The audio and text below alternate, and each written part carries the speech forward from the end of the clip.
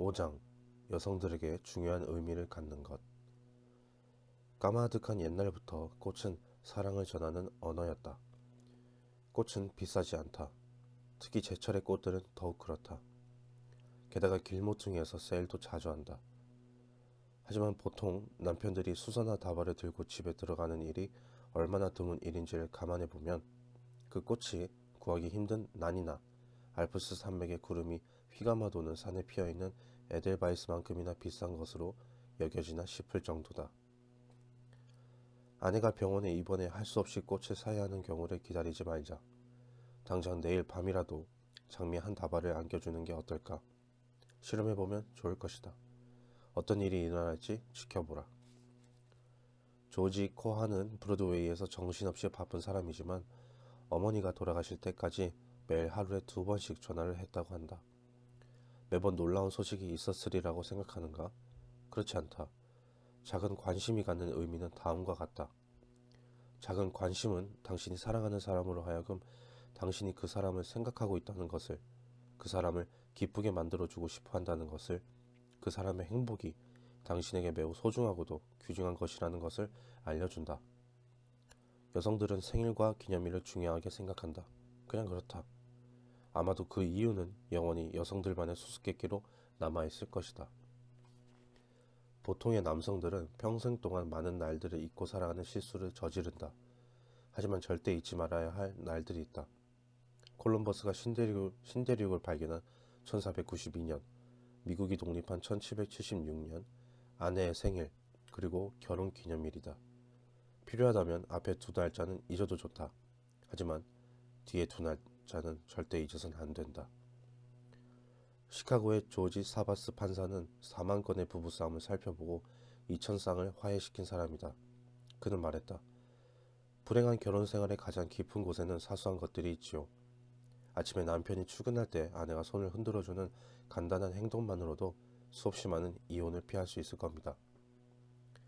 아내 엘리자베스 브라우닝과 역사에 남을 아름다운 사랑을 했던 시인 로버트 브라우닝은 끊임없이 작은 칭찬과 관심으로 사랑을 지켰다.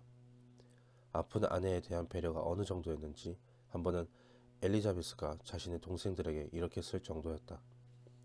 이젠 내가 진짜 천사가 아닌지 궁금해질 정도야.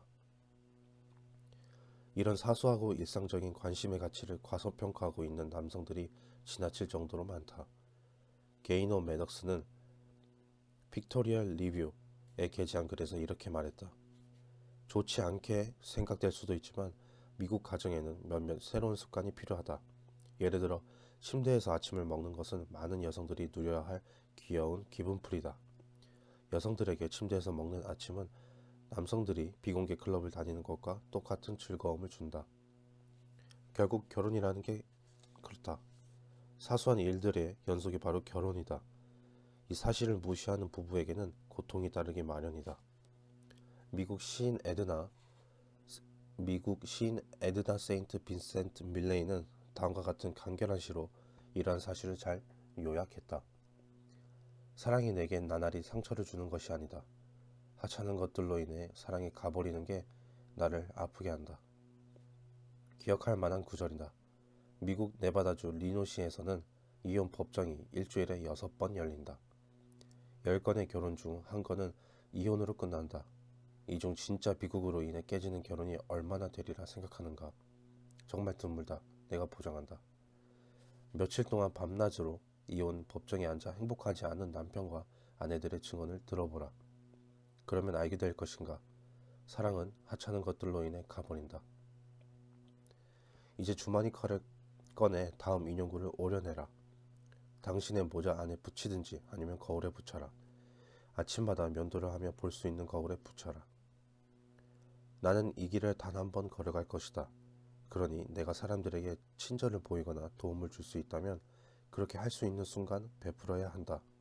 미뤄서도 안 되고 무시해서도 안 된다. 이 길을 다시는 지나가지 않을 것이기 때문이다. 따라서 행복한 가정생활을 누리고 싶다면 5번째 비결은 다음과 같다. 작은 관심을 보여라.